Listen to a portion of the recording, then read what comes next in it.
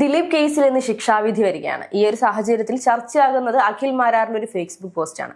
അതിൽ അദ്ദേഹം പറയുന്നുണ്ട്, ഇനി ഈ കേസ് ഏത് കോടതിയിലേക്ക് പോയാലും വിധി എപ്പോഴും ദിലീപിന് അനുകൂലമായിരിക്കും. അതിനപ്പുറത്തേക്ക് പ്രതിസ്ഥാനത്ത് നിൽക്കാൻ പോകുന്നത് ഇത്തരത്തിൽ രക്ഷകന്റെ കവചം അണിഞ്ഞിരുന്ന അല്ലെങ്കിൽ രക്ഷകന്റെ വേഷം അണിഞ്ഞിരുന്ന പലരുമായിരിക്കും എന്നുള്ളത് അതായത് പറയാതെ പറയുന്ന ഒരു രീതിയിലുള്ള ഫേസ്ബുക്ക് പോസ്റ്റാണ് അഖിൽ മാരാരുടേതായി പുറത്തു വരുന്നത്.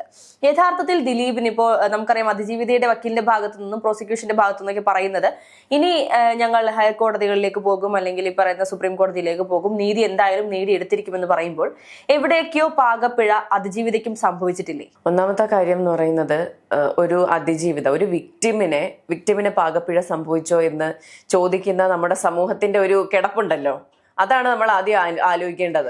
കാരണം ഒരു പെൺകുട്ടി പുറത്തു വന്ന് പറയാണ്, എനിക്ക് ബുദ്ധിമുട്ടുണ്ടായി, ഇപ്പോൾ ഈ വിധി എടുത്ത് നോക്കിയാലും മനസ്സിലാവും അങ്ങനെ ഒരു സംഭവം നടന്നിട്ടില്ല എന്ന് ജഡ്ജി പറഞ്ഞിട്ടില്ല, ഒരു വിധി വന്നിട്ടില്ല, അങ്ങനെ ഒരു സംഭവം നടന്നിട്ടുണ്ട്. അതിൽ ഇഴകീറി പരിശോധിക്കാൻ നിൽക്കുന്ന ഈ മാധ്യമങ്ങളുണ്ടല്ലോ, സോഷ്യൽ മീഡിയ എന്ന് പറയുന്നത്. ഇപ്പൊ അഖിൽ മാരാറുടെ കാര്യം എടുക്കുകയാണെങ്കിൽ കുറച്ച് ഫോളോവേഴ്സും അതുപോലെ തന്നെ കുറച്ച് ഫാൻസും ഉണ്ടെങ്കിൽ എന്തും പറയാമെന്ന് പറയുന്ന ഒരു വൃത്തികെട്ട സമീപനമാണ് പുള്ളി എടുക്കുന്നത്. അദ്ദേഹം ആദ്യത്തെ ഫേസ്ബുക്ക് പോസ്റ്റിൽ പുള്ളി ചോദിക്കുന്ന കുറെ കാര്യങ്ങളുണ്ട്.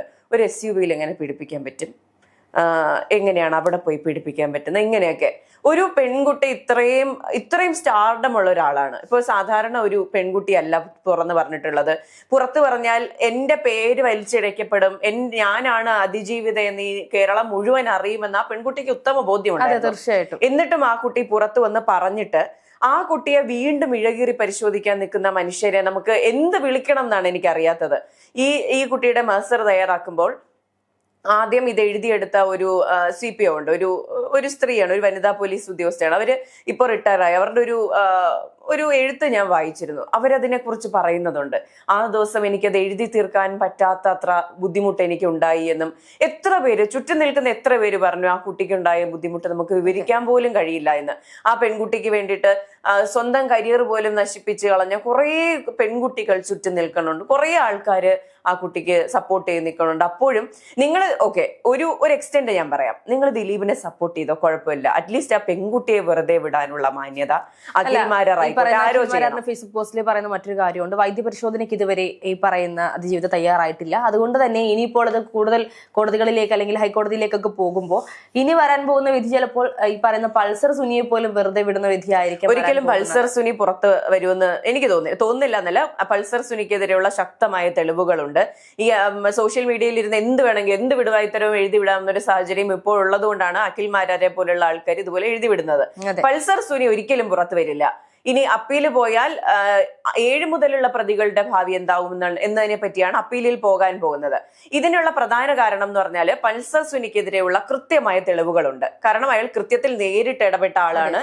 അതുപോലെ തന്നെ അതിൻ്റെതായ തെളിവുകളെല്ലാം തന്നെയുണ്ട്. എന്നാൽ 8ാം പ്രതി എന്ന് പറയുന്ന ഗോപാലകൃഷ്ണൻ എന്ന് പറയുന്ന ദിലീപിനെതിരെ ഗൂഢാലോചന തെളിയിക്കാൻ കഴിയാത്തതുകൊണ്ടാണ് അയാൾ പുറത്തു പോയത്. കാരണം കോൺസ്പിറസി എന്ന് പറയുന്നത് തെളിയിക്കാൻ ഭയങ്കര ബുദ്ധിമുട്ടുള്ള കാര്യമാണ്. ഇവിടെയാണ് ഞാൻ ചോദിച്ച ഈ പറയുന്ന അതിജീവിതയ്ക്ക് പാകപ്പിഴ ഞാൻ ഉദ്ദേശിച്ചത്. കാരണം അവർ ചൂസ് ചെയ്തിരുന്ന ഒരു അഡ്വക്കേറ്റ് ആണെങ്കിൽ നമുക്കറിയാം, TV മിനിയെ പോലെ ഒരു വ്യക്തി. ഇപ്പം കഴിഞ്ഞ ദിവസങ്ങളിൽ ഞാനുമായിട്ട് ചർച്ച ചെയ്ത 1-2 ദിലീപിനെ അനുകൂലിക്കുന്ന കുറച്ച് ആളുകൾ പറഞ്ഞ കാര്യമനുസരിച്ച് എന്തുകൊണ്ട് ദിലീപിന് വേണ്ടി വാദിക്കാൻ വരുന്ന അത്രയും ഫേമസ് ആയിട്ടുള്ള അത്രയും എക്സ്പീരിയൻസ് ഉള്ള ഒരു വക്കീൽ വരുമ്പോൾ അതിന് പിന്നാലെ നിൽക്കുന്നത് അല്ലെങ്കിൽ അതിന് എതിർവശത്ത് നിൽക്കുന്നത് ഹൈക്കോടതിയിൽ മാത്രം എക്സ്പീരിയൻസ് ഉള്ള TV മിനിയെ പോലുള്ളവരാകുമ്പോൾ സ്വാഭാവികമായി അതിജീവിതയ്ക്ക് പണമില്ലാഞ്ഞിട്ടല്ലോ ഈ പറയുന്ന വ്യക്തിയെ വക്കീലാക്കിയത് എന്നൊരു ചോദ്യം വരുന്നുണ്ട്.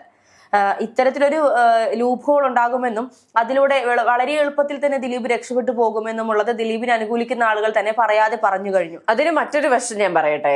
ഇപ്പോൾ എത്ര കൊടികുത്തിയ ഒരു ക്രിമിനൽ ലോയർ വന്നു നിന്നാൽ പോലും ഊരിക്കൊണ്ടുവരാൻ ദിലീപിന് പറ്റുമായിരുന്നു. കാരണം അത് ഈ കൂറുമാറിയ 28 സാക്ഷികളുടെ ലിസ്റ്റ് വെറുതെ ഒന്ന് എഴുതിയെടുത്ത് വെച്ചാൽ മതി. അതുപോലെ തന്നെ സ്വാധീനിച്ച വ്യക്തികളുടെ ലിസ്റ്റ് വെറുതെ എഴുതി വെച്ചാൽ മതി. നമുക്ക് മനസ്സിലാകും ഇപ്പുറത്ത് നിൽക്കുന്നത് ആരായാലും ഈ പറയുന്ന സ്വാധീനം അയാൾക്ക് ചെലുത്താൻ കഴിയുന്നുള്ളത്. ഇപ്പൊ ഈ അഡ്വക്കേറ്റ് TB മിനി എന്ന് പറയുന്നത് സ്വാധീനിക്കാൻ കഴിയാത്തൊരു വ്യക്തിയാണ്. അവര് പറയുന്നുണ്ട്, ഞാൻ പിടിച്ച പിടിയാണ്, അതിന് അങ്ങോട്ടും ഇങ്ങോട്ടും പോവില്ല എന്നുള്ളത്. അവര് വളരെയധികം മോശമായി സോഷ്യൽ മീഡിയ ചിത്രീകരിക്കുന്നത് നമ്മൾ കണ്ടിരുന്നു. അതായത് പണത്തിന് വേണ്ടിയിട്ടാണ് ഇത്തരത്തിലുള്ള നിൽക്കുന്നത്. TB മിനി എന്ന് പറയുന്നത് പൈസയുടെ പിന്നാലെ പോകുന്ന ഒരു വ്യക്തിയാണ്. പക്ഷെ ഇവര് കഴിഞ്ഞ കുറച്ച് നാളുകൾക്ക് മുൻപ് ഒരു ചാനലിൽ നൽകിയ ഇന്റർവ്യൂ, അത് എപ്പോഴാണെന്ന് ഞാൻ ഓർക്കുന്നില്ല, ഇന്റർവ്യൂവിൽ അവർ പറയുന്നുണ്ട്, ഞാൻ ₹1 പോലും അതിജീവിതയുടെ കയ്യിൽ നിന്ന് വാങ്ങിയിട്ടില്ല, മറിച്ച് ആരും അപ്രോച്ച് ചെയ്യാൻ തയ്യാറാകാതെ നിന്നിരുന്ന ഒരു സാഹചര്യത്തിൽ ഒരു ഒരു വക്കീലും ഇതിനു വേണ്ടി തയ്യാറാകാതിരുന്നപ്പോൾ ഞാൻ ചെയ്തോളാം, അല്ലെങ്കിൽ ഞാൻ ഇതിന്റെ കൂടെ നിൽക്കാം എന്ന് പറഞ്ഞുകൊണ്ട് തുടക്കം മുതൽ ഒടുക്കം വരെ ഈ ഒരു അവസാന നിമിഷം നമ്മൾ സംസാരിക്കുന്ന ഈ നിമിഷം വരെ അവർ കൂടെ നിൽക്കുമ്പോൾ പണത്തിന് വേണ്ടി മാത്രമാണ് TB മിനി വരുന്നത് എന്ന് പറഞ്ഞുകൊണ്ട് വലിയ രീതിയിലുള്ള സൈബർ ബുള്ളിങ് അവർക്ക് ലഭിക്കുന്നുണ്ട്. ഞാൻ TB മിനിയായിട്ട് ഞാൻ ഇന്റർവ്യൂ എടുത്തിട്ടുണ്ടായിരുന്നു, ഞാൻ സംസാരിച്ചിരുന്നു. എനിക്ക് വ്യക്തമായിട്ട് ആ വ്യക്തിയെ പറ്റിയുള്ള ഒരു ബോധ്യം എനിക്ക് ഇപ്പോഴുണ്ട്. പിന്നെ നമ്മൾ മനസ്സിലാക്കേണ്ട കാര്യം എന്ന് പറയുന്നത് ഈ അഡ്വക്കേറ്റ് TB മിനി മാത്രമല്ല ഈ കേസ് ഹാൻഡിൽ ചെയ്യുന്നത്. അത് ഇവരൊരു ടീമാണ്, ഒരു ടീമായിട്ടാണ് ഈ കേസ് ഹാൻഡിൽ ചെയ്യുന്നത്. അവരതിനകത്ത് പറയുന്നുണ്ട് വക്കാലത്തെടുക്കാൻ പോലും ആരും ഉണ്ടായിരുന്നില്ല, കാരണം അവർക്കറിയാം അവരെ സ്വാധീനിക്കുമെന്നും അല്ലെങ്കിൽ അവർക്ക് ഭയമാണ് അവർക്ക് എന്തെങ്കിലും അപകടം ഉണ്ടാകുമെന്നുള്ളത്. ഇപ്പുറത്ത് ദിലീപിന്റെ കാര്യം എടുത്തുണ്ടല്ലോ, നമ്മൾ നോക്കിയ ഒരു കാര്യം മനസ്സിലാവും. വിധി വരുന്ന അടുത്ത മിനിറ്റില് ദിലീപിന് കുറ്റവിമുക്തൻ എന്ന് പറഞ്ഞിട്ട് അല്ലെങ്കിൽ ദിലീപിന്റെ ഒരു സ്റ്റാർഡം കാണിക്കുന്ന തിരിച്ചു വരുന്നു എന്ന് പറയുന്ന റീലുകൾ സോഷ്യൽ മീഡിയ നിറയുകയാണ്. അതായത് ക്രിയേറ്റ് ചെയ്ത് വെച്ചിരിക്കുകയാണ്, സെറ്റാണ്, വിധി ആയിരിക്കും, അല്ലെങ്കിൽ അപ്പോഴും തുടങ്ങുകയാണ്. വിധി വരുന്ന ഉടനെ PR വർക്ക് സ്റ്റാർട്ട് ചെയ്യണം എന്നുള്ള കൃത്യമായ നിർദ്ദേശം അവർക്ക് കിട്ടുന്നു. കൃത്യമായി അവരത് ഭംഗിയായി ചെയ്യുന്നു എന്നുള്ളതാണ്. ഈ സൈബർ വെട്ടുക്കിളി കൂട്ടമാണ് ഈ പറയുന്ന അഭിഭാഷകരെയും അതുപോലെ തന്നെ അതിജീവിതയും അപമാനിക്കുന്ന തരത്തിൽ ഉള്ള കമന്റുകൾ ഇടുന്നതും സോഷ്യൽ മീഡിയ വർക്കുകൾ ചെയ്യുന്നതും. അല്ല, ഈ TB മിനിയായിട്ട് ഈ പറയുന്ന മേഘ ഇന്റർവ്യൂ ചെയ്തിരുന്നു. അപ്പൊ അതിനകത്ത് അവർ പറയുന്ന ചില വാക്കുകൾ മാത്രം പിറക്കി എടുത്തുകൊണ്ട് വലിയ രീതിയിൽ സോഷ്യൽ മീഡിയയിൽ അത് മോശമായി ചിത്രീകരിക്കുന്നത് നമ്മൾ കണ്ടിരുന്നു. അതായത് ദിലീപ് ചിലപ്പോൾ നേരിട്ട് റേപ്പ് ചെയ്തിരുന്നുവെങ്കിൽ എന്ന് പറഞ്ഞുകൊണ്ടുള്ള ഒരു പ്രസ്താവന. പക്ഷേ ആ ഒരു സാഹചര്യത്തിൽ അത്രയും സമയം സംസാരിക്കുമ്പോൾ അവരുടെ ഒരു മാനസികാവസ്ഥയിൽ അവർ പറയുന്ന ഒരു കാര്യം മാനസികാവസ്ഥ ആയിരുന്നില്ല, അതൊരു കോണ്ടെക്സ്റ്റ് ആയിരുന്നു. അവര് റേപ്പിന്റെ ഇന്റൻസിറ്റി പറയുമായിരുന്നു. നമ്മൾ കൊലപാതകത്തിന് കൊട്ടേഷൻ കൊടുക്കും, റേപ്പിന് കൊട്ടേഷൻ കൊടുക്കുന്ന കേട്ടിട്ടുണ്ടോ എന്നിങ്ങനെ പറഞ്ഞു വരുമ്പോൾ വരുന്നൊരു സെന്റൻസ് ആണ്. അപ്പൊ അത് കട്ട് ചെയ്തെടുക്കുമ്പോൾ അത് പ്രശ്നമാണ്. നമുക്ക് എന്തൊരു കാര്യം ആയിക്കോട്ടെ, ഇപ്പൊ നമ്മൾ സംസാരിക്കുന്ന കാര്യങ്ങളിലാണെങ്കിൽ പോലും ഇപ്പോൾ ഹർഷ പറഞ്ഞ ഒരു സെന്റൻസ് മാത്രം കട്ട് ചെയ്ത് അത് ഹർഷ പറഞ്ഞതുപോലെ ആയല്ലോ.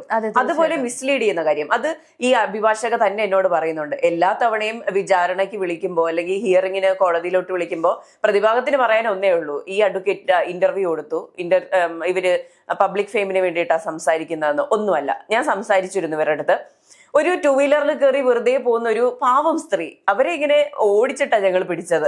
അവര് ഇങ്ങോട്ട് വന്ന് ഇന്റർവ്യൂ തരാമെന്നൊന്നുമല്ല പറഞ്ഞത്, ഞാൻ അങ്ങോട്ട് വിളിച്ച് എനിക്കൊരു ഇന്റർവ്യൂ തരുമോ എന്ന് ചോദിച്ചാണ് ഞാൻ അവരോട് സംസാരിച്ചത്. അപ്പോൾ ഒരു തരത്തിലും ഒരു സോഷ്യൽ മീഡിയ ഫെയിമോ ഒന്നും ആവശ്യമില്ലാത്ത, പണം പോലും വേണ്ടാത്ത, ഇപ്പൊ നമുക്ക് ഈ ഹിയറിങ്ങിന് ഒരു അപ്പീൽ കൊടുക്കണമെങ്കിൽ കയ്യിൽ നിന്ന് പൈസ കൊടുക്കണം, അതുപോലും അവര് കയ്യിൽ നിന്ന് ചെയ്യുന്ന, അത് അവരുടെ ഒരു പൊളിറ്റിക്കൽ തിയറിയാണ്. ഞാൻ ഇന്ന കാര്യങ്ങൾ ചെയ്യുന്നത് അത് എന്റെ ധാർമ്മികതയാണ്, ഇത് എന്റെ ആവശ്യമാണ് എന്നുള്ള രീതിയിൽ ചെയ്യുന്നത്. ഇനി അത് പോട്ടെ, അഭിഭാഷകയുടെ കാര്യം പോട്ടെ, അതിജീവിതയെ അപമാനിക്കുന്നവർ ഇപ്പോഴും ഉണ്ട്. ഈ അഖിൽമാരൊക്കെ ചെയ്യുന്നത് ഇത് തന്നെയല്ലേ? SUV-യിൽ ഇത് ചെയ്യാൻ പറ്റുമോ? 2 കുട്ടികളുണ്ട് എന്ന് പറയും, 2 പെൺകുട്ടികളാണുള്ളതെന്ന് പറയും. എങ്ങനെ സംസാരിക്കാൻ കഴിയുന്നു എന്നുള്ളതാണ്. ഇപ്പോൾ അങ്ങനെ പറ്റുമോ എന്ന് ചോദിക്കുമ്പോൾ ആ പെൺകുട്ടി പറഞ്ഞ മൊഴിയല്ലേ ഇവർ ചോദ്യം ചെയ്യുന്നത്, ആ പെൺകുട്ടിയുടെ ആധികാരികതയാണ് ഇവർ ചോദ്യം ചെയ്യുന്നത്. ഇതൊക്കെ മിനിമം മര്യാദയാണ്, നമ്മൾ ചെയ്യരുത് എന്നുള്ള മിനിമം മര്യാദ. നിങ്ങൾ ഒരു വിഭാഗത്തെ നമുക്ക് പറഞ്ഞു മനസ്സിലാക്കാൻ പറ്റില്ല നമ്മൾ പറയില്ലേ, അതുപോലെ ദിലീപ് ഫാൻസിനെ നമുക്ക് പറഞ്ഞു മനസ്സിലാക്കാൻ പറ്റില്ലായിരിക്കും. പക്ഷേ നിങ്ങൾ അറ്റ്ലീസ്റ്റ് അതിജീവിതയെ ആക്ഷേപിക്കുന്നതെങ്കിലും നിർത്തേണ്ടത് ഇറ്റ്സ് ഹൈ ടൈം, നമ്മൾ അതെങ്കിലും ചെയ്യേണ്ടിയിരിക്കുന്നു.